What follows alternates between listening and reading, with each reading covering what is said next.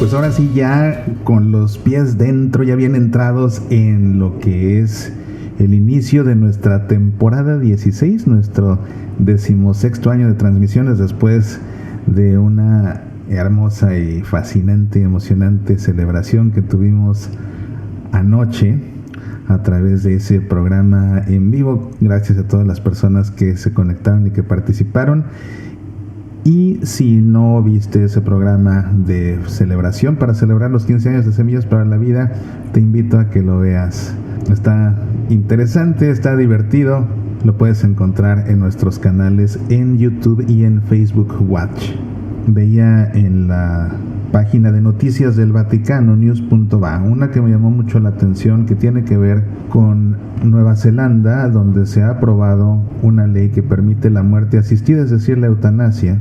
Y la noticia que publica el Vaticano tiene que ver con lineamientos que han emitido los obispos de Nueva Zelanda, en los que aconsejan dar acompañamiento a las personas que deciden que se termine con su vida de forma clínica, es decir, las personas que optan por la eutanasia.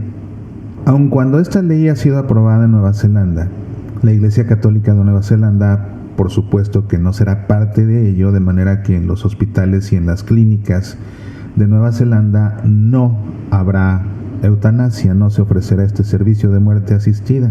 Sin embargo, los obispos sí dicen que los capellanes y quienes se dedican a la pastoral de la salud tienen que dar acompañamiento a quienes optan por que se termine con su vida. Mi primera reacción fue brincar cuando leí esto, sobre todo al conocer lo que enseña la Iglesia acerca de la eutanasia. Esto lo encontramos en el Catecismo de la Iglesia Católica, en los numerales 2276 al 2279, que dicen así: aquellos cuya vida se encuentra disminuida o debilitada tienen derecho a un respeto especial. Las personas enfermas o disminuidas deben ser atendidas para que lleven una vida tan normal como sea posible, cualesquiera que sean los motivos y los medios. La eutanasia directa consiste en poner fin a la vida de personas disminuidas, enfermas o moribundas. Es moralmente inaceptable. Por tanto, una acción o una omisión que de suyo o en la intención provoca la muerte para suprimir el dolor, constituye un homicidio gravemente contrario a la dignidad de la persona humana y al respeto del Dios vivo, su creador. El error de juicio en el que se puede haber caído de buena fe no cambia la naturaleza de este acto homicida, que se ha de rechazar y excluir siempre. La interrupción de tratamientos médicos onerosos, es decir, muy costosos, peligrosos, extraordinarios o desproporcionados a los resultados, puede ser legítima. Interrumpir estos tratamientos es rechazar el encarnizamiento terapéutico. Con esto no se pretende provocar la muerte. Se acepta no poder impedirla. Las decisiones deben ser tomadas por el paciente, si para ello tiene competencia y capacidad, o si no, por los que tienen los derechos legales, respetando siempre la voluntad razonable y los intereses legítimos del paciente. Aunque la muerte se considere inminente, los cuidados ordinarios debidos a una persona enferma no pueden ser legítimamente interrumpidos. El uso de analgésicos para aliviar los sufrimientos del moribundo, incluso con riesgo de abreviar sus días, puede ser moralmente conforme a la dignidad humana si la muerte no es pretendida, ni como fin ni como medio, sino solamente prevista y tolerada como inevitable. Los cuidados paliativos constituyen una forma privilegiada de la caridad desinteresada. Por esta razón deben ser alentados. Bueno, entonces, como vemos, provocar la muerte de una persona que ya está muy mal, con muchos dolores, y que además padece una enfermedad de la cual no va a sanar, es moralmente inaceptable, es la eutanasia. Esta ley en Nueva Zelanda permite precisamente eso, que un paciente enfermo de una enfermedad terminal, que no tiene cura y que se siente muy mal, opte porque se le ayude a morir clínicamente. Esto no es lo mismo con interrumpir los tratamientos médicos, como dice el catecismo, que son muy costosos, que no se pueden pagar a veces, que son peligrosos, que ponen en riesgo al paciente, que son extraordinarios o que son desproporcionados a los resultados. Ese tipo de tratamientos se pueden interrumpir para no caer en el encarnizamiento terapéutico en el que, al contrario, con tal de mantener viva una persona, se le mantiene viva, sufra lo que sufra y le cueste lo que le cueste. No. Cuando se interrumpe este tipo de tratamientos no se está buscando la muerte, más bien se acepta que la muerte es inevitable. Se suspenden los tratamientos, la persona eventualmente morirá. Pero cuando se suspenden los tratamientos con el propósito específico de que el paciente ya muera para que deje de sufrir, eso es eutanasia, lo mismo que aplicarle alguna sustancia por cualquier vía para provocarle la muerte para que deje de sufrir. Nuevamente, eso es eutanasia. Esos dos escenarios son moralmente inaceptables. Entonces, volviendo a Nueva Zelanda, dado que la eutanasia es inaceptable y por esas razones que las clínicas y los hospitales de Nueva Zelanda no van a ofrecer ese servicio, aunque la ley de Nueva Zelanda ya lo permita, ley que entra en vigor este 7 de noviembre de 2021. ¿Cómo es entonces que los obispos piden que los capellanes y quienes se dedican a la pastoral de la salud den acompañamiento a los pacientes que optan por la eutanasia? Yo brinqué al principio porque dije, bueno, es que a fin de cuentas van a cometer un pecado mortal. Entonces, ¿qué no es una forma de solaparlos? Bueno, lo que pasa, y fíjate, pon atención en esto que te voy a decir. Lo que pasa es que todos tenemos la tentación de juzgar antes de pensar y de sojuzgar antes de ser comprensivos. Entonces, ese instinto me llevó a brincar pensando en esto, pues estas personas van a cometer un pecado mortal porque hay que darles acompañamiento espiritual.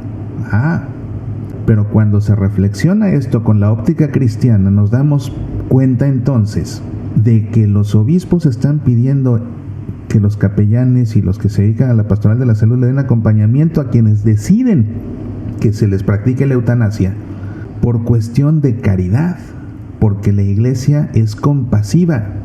Tiene que ser compasiva porque es el cuerpo de Cristo y Cristo es compasivo y es misericordioso.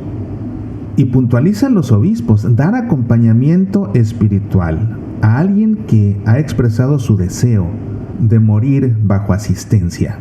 No implica que el acompañante esté de acuerdo moralmente con la decisión del que lo va a hacer, y tampoco implica suspender la creencia de la Iglesia acerca de la eutanasia. Más bien, el acompañamiento asegura que nadie quede abandonado a la desolación, y esta es la parte fundamental. Es que imagínate una persona que llega al extremo ya de que se siente tan mal y además sabe que no se va a curar y que padece unos dolores ya tan terribles, sabiendo que no se va a curar, que prefiere ya que mejor le apliquen una inyección o le desconecten tal aparato, lo que sea, para ya mejor morirse. Imagínate el grado de desesperación en el que está esa persona. Obviamente no es alguien que está pensando en suicidarse, es alguien que lo que está pensando es acabar ya con este dolor que además no va a tener remedio. Es entonces que la Iglesia tiene que ofrecer la misericordia de Dios, porque pensemos en esto en un caso similar que te cuento justamente al comienzo de mi nuevo libro, Con ganas de vivir. Te cuento del profeta Elías cuando lo perseguían las tropas de la reina Jezabel y cae en la desolación precisamente al grado de querer quedarse dormido para no despertar nunca jamás. Y le pide a Dios, yo me voy a dormir, ya mátame, ya no quiero vivir. Ahí vemos precisamente esa desolación. ¿Y cuál es la respuesta de Dios ante la desolación de Elías? Le envía a un ángel con una torta y con una jarra de agua y le dice, come y bebe porque tienes que continuar tu camino. Entonces, yo pensaba, ¿acaso la Iglesia le puede dar la unción de los enfermos a alguien que ya decidió que se acabe con su vida? Pues ¿qué no sería esto contradictorio? Porque es alguien que pretende cometer un pecado mortal. Y aquí necesitaría yo la opinión de un liturgista o de un experto en derecho litúrgico. Y lo voy a consultar y te lo comento. Pero lo que yo pienso es que precisamente una de las gracias que se imploran cuando se le administra a un enfermo o un moribundo la unción de los enfermos es el valor para enfrentar la enfermedad. Que no tenga miedo, al contrario, que sea valiente. Y yo me pregunto si no, en esa unción de los enfermos, incluso si se le llega a dar la comunión, si no está ahí precisamente la torta y la jarra de agua con la que Dios fortalece al moribundo o al que se quiere morir como Elías, para decirle: come y bebe porque todavía tienes que seguir adelante. Y en una de esas, precisamente, las gracias que infunde este sacramento pueden hacer que cambie de parecer y que entonces asuma la cruz de su enfermedad hasta las últimas consecuencias, pero como una cruz de salvación y no como una cruz de desolación que lleva a la perdición, como le sucedió al mal ladrón. Al contrario del buen ladrón, que crucificados los dos junto a Jesús, para uno la cruz fue de perdición por la desolación y para el otro fue de santificación porque la abrazó con amor unido a Cristo. En vez de juzgar, ser misericordioso con el que sufre tanto, que está desesperado, precisamente para ayudarlo a que salga de su desesperación, que no caiga en la desolación. Y esto sin comprometer la enseñanza de la Iglesia acerca de la eutanasia ni la postura de la Iglesia acerca de la eutanasia, y por eso es que clínicas y hospitales católicos en Nueva Zelanda, independientemente de esta ley, no van a ofrecer la eutanasia.